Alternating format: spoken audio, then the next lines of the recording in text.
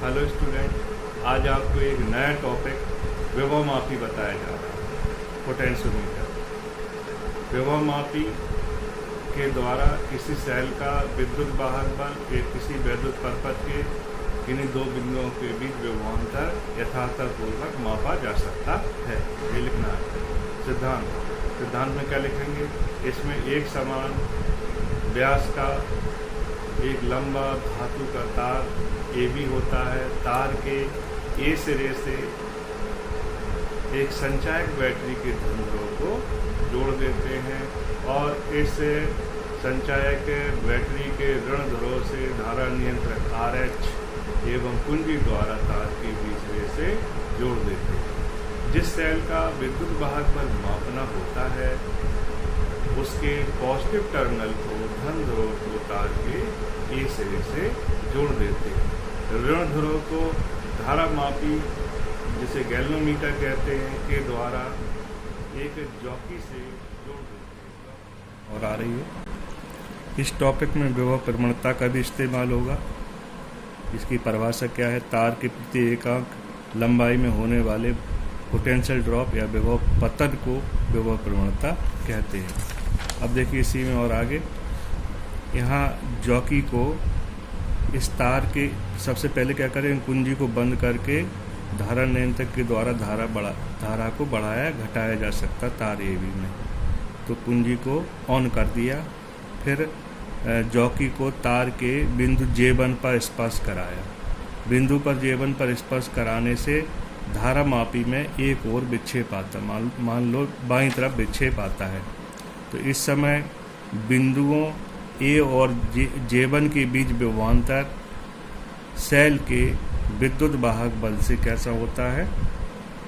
Cell के विद्युत वाहक बल से कम होता है। इसलिए सेल की धारा की प्रधानता रहेगी। माने धारा कैसी प्रवाहित होगी? इस टाइप से प्रवाहित होगी। ये सेल धारा ऋण प्लेट से धन प्लेट की ओर होगी।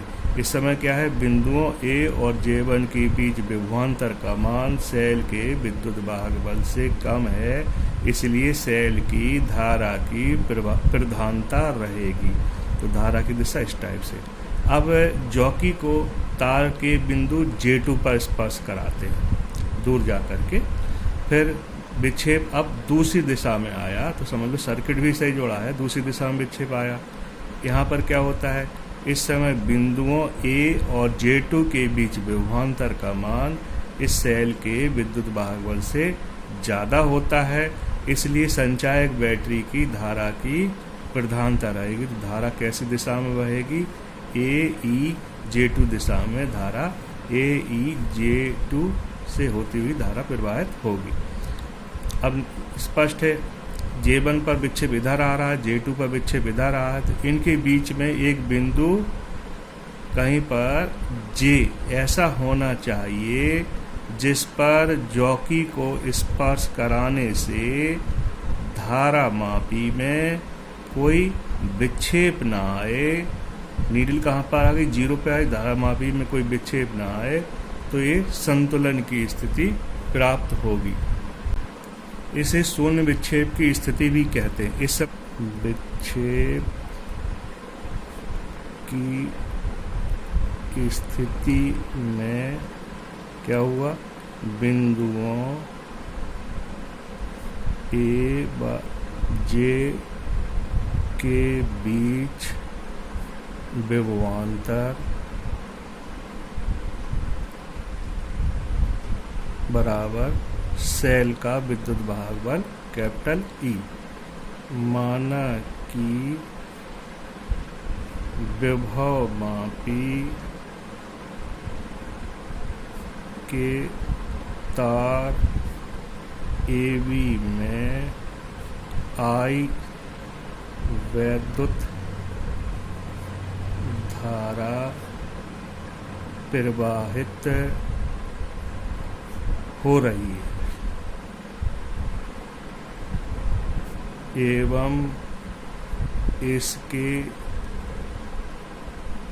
1 सेंटीमीटर लंबाई का वैद्युत प्रतिरोध रो है, इसलिए तार पर विभव प्रवणता क्या परिभाषा है? प्रति एकांक लंबाई में होने वाले विभव पतन को विभव प्रवणता कहते हैं। विभव प्रवणता K इक्वल टू वैद्युत धारा I 1 सेंटीमीटर लंबाई का प्रतिरोध। तो K equal to I into rho हो जाएगा। अब यहाँ पर ए और जे तार के सिरों के बीच विभवांतर कितना V है, तो V इक्वल टू क्या हो जाएगा? विभव प्रवणता इंटू लंबाई हो जाएगा, K इंटू L हो जाएगा। इसलिए तार के बिंदुओं A व J के बीच विभवांतर, यहाँ देखिए क्या है, 1 सेंटीमीटर लंबाई का प्रतिरोध है और I का मल्टीप्लाई किया गया है, तो वास्तव में क्या आया? विभव प्रवणता की दूसरी परिभाषा क्या हुई? तार के 1 सेंटीमीटर लंबाई के सिरों के बीच विभवांतर। तार के 1 सेंटीमीटर के सिरों के बीच विभवांतर। तो यहाँ पर A और J के बीच की दूरी मान ले रहे हैं हम, तार के A सिरे से J तक की दूरी कितनी? L है। तो तार के बिंदुओं A और J के बीच विभवांतर V इक्वल टू KL या I रो L हो गया। I रो की जगह क्या आ गया? KL हो गया। यहाँ पर L क्या चीज़ है? तार के A सिरे से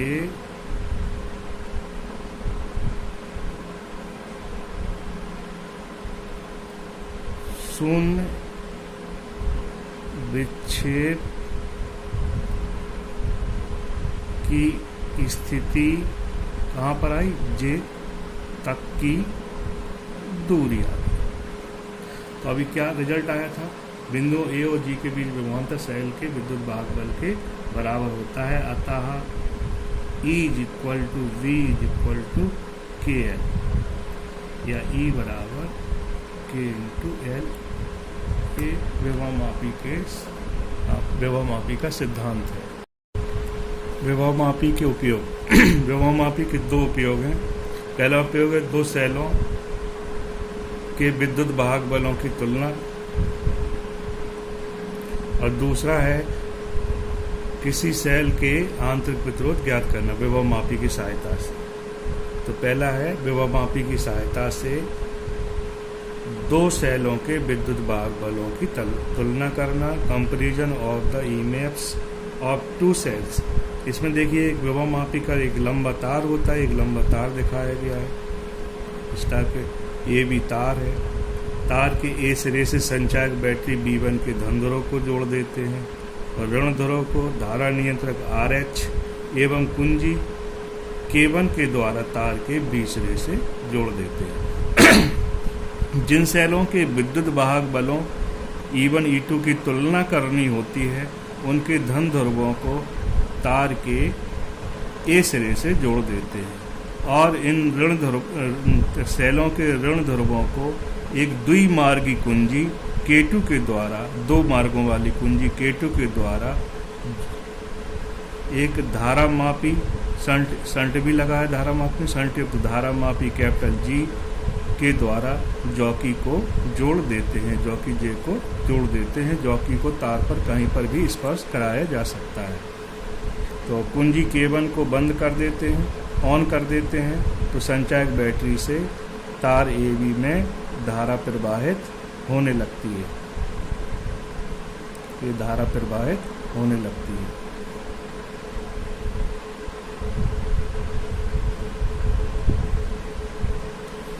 अब कुंजी K2 के द्वारा द्विमारी कुंजी K2 के द्वारा सेल E1 को परपथ में डालकर शून्य विक्षेप की स्थिति को ज्ञात करते हैं। लिखना पड़ेगा यहाँ पर। अब द्विमार्गी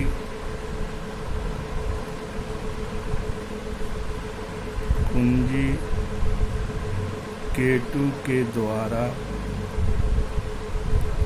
सेल E1 को परिपथ में डालकर शून्य विक्षेप की स्थिति को ज्ञात करते हैं। माना कि यह तार के ए सिरे से L1 दूरी पर प्राप्त होती है। तब विभव मापी के सिद्धांत से E1 = K L1 समीकरण नंबर 1। यहाँ पर K क्या चीज़ है? तार पर विभव प्रवणता,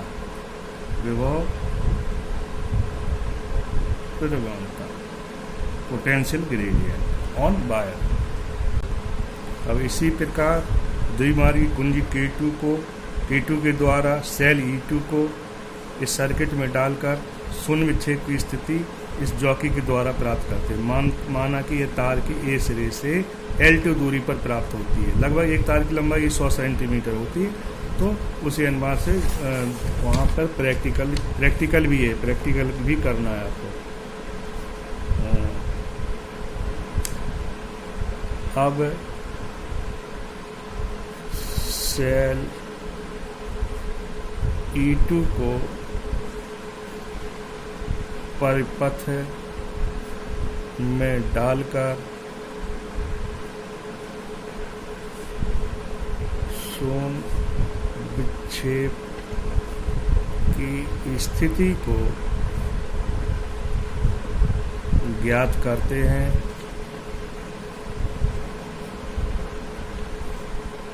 माना कि यह तार के ए सिरे से L2 दूरी पर प्राप्त होती है।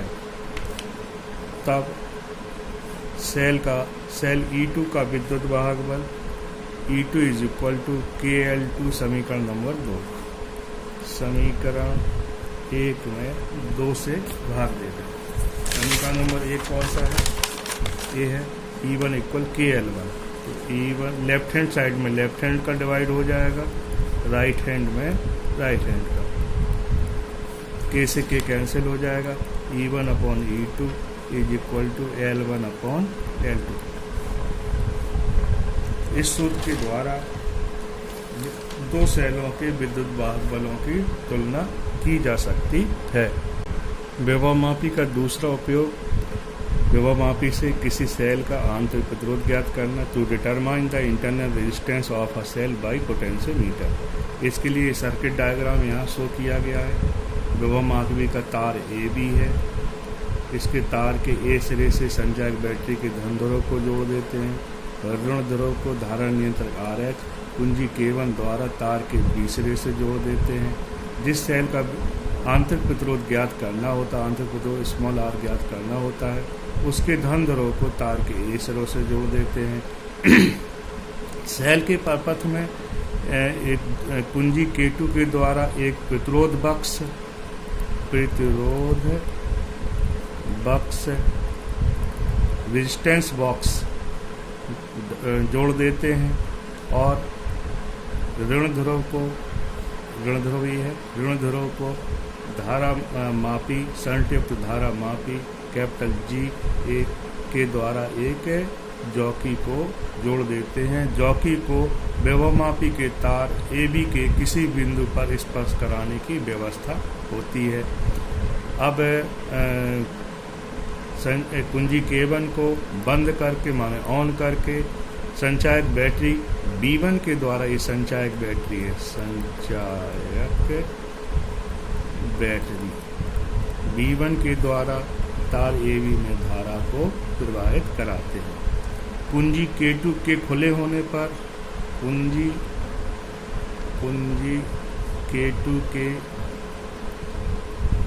खुले होने पर शून्य विक्षेप की स्थिति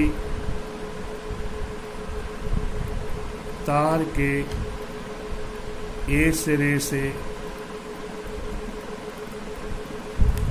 L1 दूरी पर प्राप्त होती है।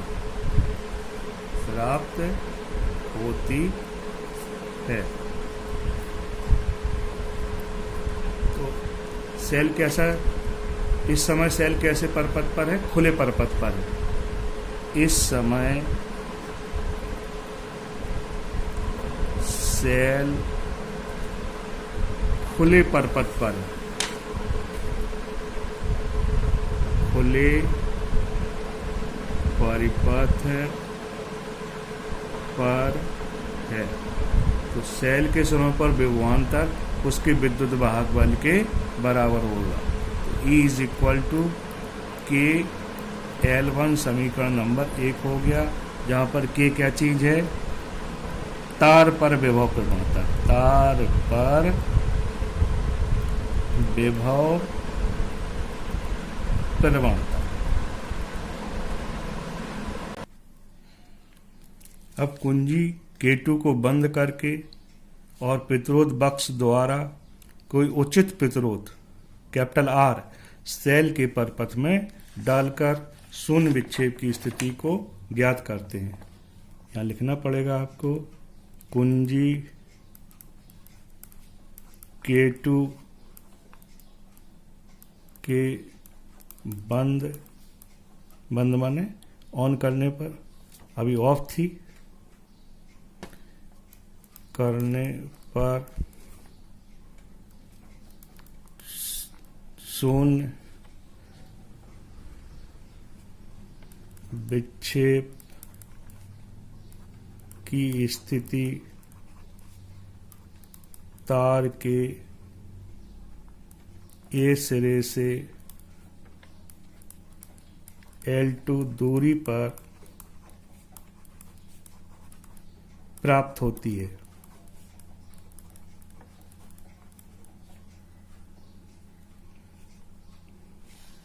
तब सेल अथवा सेल के